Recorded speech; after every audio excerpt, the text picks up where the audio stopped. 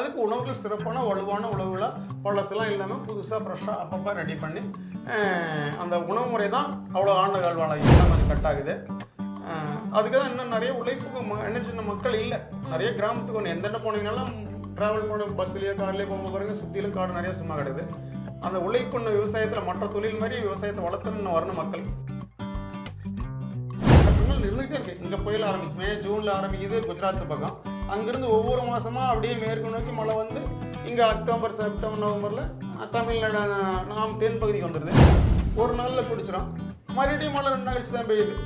அது கண் முன்னாடி பார்க்குறோம். ஒரே டைமே கண்டினியூவாக மாதங்களுக்கு மழை பெய்யல. இது மாதிரி புயல் சுனாமி மாதிரி புயல் வரும்போது தடுக்க முடியாது. மற்ற காலங்கள் தண்ணி நல்லா சேமிக்கலாம். அதுவே போதும். நம்ம சாப்பிட்ற உணவு முறை தான் நம்ம உடலை ஹெல்த்தியாக வச்சுருக்கோம். ஜப்பான் மக்களை மாதிரி நீண்ட நாள் நல்லா ஆரோக்கியமாக வச்சுருக்கோம். அந்த உணவு முறை ஒன்று தான் உடல் வளப்படுத்துறது. அதுக்கு நல்லா வயிறு நல்லா சாப்பிட்டு உடல் வேண்டிய கலோரிஸ் எடுத்தே ஆகும். சந்தையில் கொண்டாந்து விற்று நகரத்தில் கிராமில் வீதியாக வீட்டுக்கு வீடாக கோவி ஆட்டோவில் விற்கிற மாதிரி கோவி விற்று அந்த செலவு போய் ஓரளவுக்கு லாபம் கிடைக்குது. அதிக லாபம் இல்லை. ஆனாக்க கவலையின்றி சுவாசியுங்கள். உலகின் தலை சிறந்த மருத்துவர்கள் உங்களுக்கு சிகிச்சை அளிக்கிறார்கள். நுரையீரல் அறுவை சிகிச்சையில் உலக விகிதத்தை விட அதிக வெற்றி. நீங்கள் புகைப்பிடிக்கும் பழக்கம் உள்ளவரா? ஆண்டுக்கு ஒரு முறை லோ டோஸ் சிடி ஸ்கேனில் பரிசோதித்து உங்களையும் உங்கள் குடும்பத்தாரின் பாதுகாப்பை உறுதி செய்து கொள்ளுங்கள். ரூபாய் 5000 மதிப்புள்ள பரிசோதனை ரூபாய் 2500 மட்டுமே. தங்கம் மருத்துவமனை, நாமக்கல் மற்றும் Kanpur. Welcome to health king. Previous எபிசோட்ஸில் நம்ம ஐயா வந்துட்டு ரொம்ப விவசாயம் பற்றி ரொம்ப டீட்டெயிலாக சொல்லியிருந்தாரு. இப்போ ஐயா நம்ம நீண்ட காலம் வாழ்கிறதுக்கும் ஆரோக்கியமாக வாழ்கிறதுக்கும் நம்ம என்னங்க பண்ணணும்? உணவு முறை தான்மா. உணவு தான் மருந்து, மருந்து தான் உணவு. அப்படின்னா நம்ம சாப்பிட்ற பூ பிஞ்சு காய் கனிகள் தான் நம்ம உடலை ஹெல்த்தியாக வச்சுருக்கோம். அதுதான் நீண்ட நாள். ஜப்பான் மக்கள் நின்ற 120 ஆண்டுகள் வாழ்கிறாங்கன்னா கடின உழைப்பு அந்த உடல் வளப்படுத்துது. அதுக்கு வேண்டிய கலோரிஸ் எனர்ஜி வேணும் இல்லையா? அதுக்கு உணவுகள் சிறப்பான வலுவான உணவுகளாக பழசெல்லாம் இல்லாமல் புதுசாக ஃப்ரெஷ்ஷாக அப்பப்போ ரெடி பண்ணி அந்த உணவு முறை தான் அவ்வளோ ஆண்டு கால்வாழாகுது. அதுக்கு முன்னாடி தேவர்கள்லாம் முனிவர்கள்லாம் அந்த 300 வருடங்கள்லாம் வாழ்ந்தாங்களாம். அது கூட பாருங்கன்னு சொல்லியிருக்கிறேன். அந்த உணவு முறைகள் தான் அவ்வளோ காலம் வச்சுருந்துருக்குது.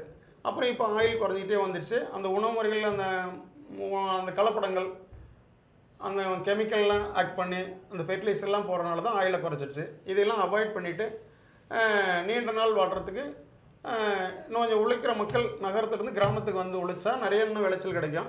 எல்லாரும் நல்லா இருக்கலாம். பட் இப்போ இருக்க விளைச்சலுக்கு நம்ம அந்த பூச்சிக்கொல்லி மருந்தெல்லாம் அடிச்சு தானே ஆகணும். வழி இல்லை. ஆனால் அதை கொஞ்சம் குறைக்கலாம். அதுக்கு தான் அந்த கிராமத்துலாம் சில இலைக்கொடி தாம்பலாம் இருக்குது. அதையெல்லாம் கரைச்சி பஞ்சகவியம் இந்த மாதிரியெல்லாம் போட்டு அதை புளிக்க வச்சு தயிர் மோர் பால் நெய்யெல்லாம் போட்டு புளிக்க வச்சு பஞ்சகவியன்ட்டு இதெல்லாம் எடுத்து ஸ்ப்ரே பண்ணாக்க அதெல்லாம் கொஞ்சம் கட் ஆகுது. அதுக்கு தான் இன்னும் நிறைய உழைப்புக்கு எனர்ஜி மக்கள் இல்லை.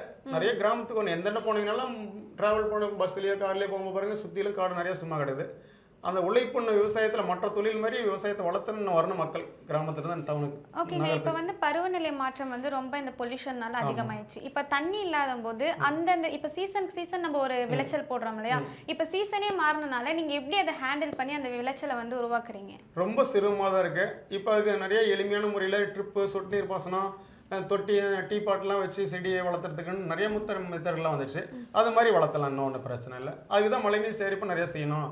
எங்கள் பேலூர்சி கிராமத்தில் கூட குமரன் கொட்டைன்னு அமைச்சு மழைநீர் சேகரிப்பு பண்ணிட்டு விவசாயிகள்லாம் சேர்ந்து அது மாதிரி ஒவ்வொரு மழையும் இருக்கிற இடத்துலலாம் எல்லா விவசாயிகளும் ஒன்று சேர்ந்து அந்த இளைஞர்கள்லாம் கொஞ்சம் விழிப்புணர்வு பெற்று மழைநீர் சேமிக்க வரணும் கிராமத்துக்கு. அதுதான் முக்கியம். அப்படி யாரும் வரமாட்டேங்கிறாங்க.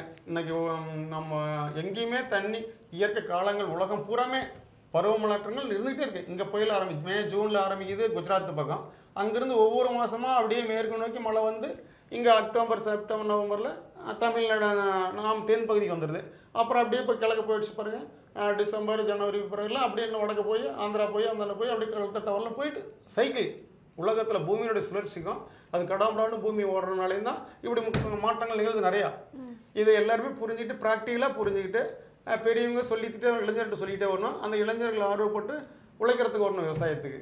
அந்த உழைக்கிறதுக்கு விவசாயத்துக்கு வரணும்னா மழை நீரை சேமிக்கணும். மழை பெய்யுதுன்னா அந்தந்த இடத்துலேயே தண்ணிக்கு பூமிக்குள்ளார போயிடணும். மழையில் பெய்கிற தண்ணி தான் ஏரிக்குளம் குட்டைக்கு போகணும். எங்கள் ஊரில் நாங்கள் அழகாக குமரன் குட்டைன்னு வச்சு சிறப்பாக செஞ்சுட்டு வரோம். அது மாதிரி எல்லா விவசாய நிலங்கள்லேயும் ஒரு ஏக்கருக்கு 1 சென்டாவது குழி வெட்டி அதில் மழை நீரத்தை சேமித்து பூமியில் விட்டுட்டா அந்த தண்ணி குழி தேங்கிறதுக்குள்ளார மழை நின்றுடும். அது குடிச்சிடும், ஒரு நாளில் குடிச்சிடும். மறுபடியும் மழை 2 நாள் கழிச்சு தான் பெய்யுது. அது கண் முன்னாடி பார்க்குறோம். ஒரே டைமாக கண்டினியூவாக மாதக்கணக்கில் மழை பெய்யல. இது மாதிரி புயல், சுனாமி மாதிரி புயல் வரும்போது தடுக்க முடியாது. மற்ற காலங்கள் தண்ணி நல்லா சேமிக்கலாம். அதுக்கு இளைஞர்கள் தான் கிராமத்துக்கு வரணும் நிறையா.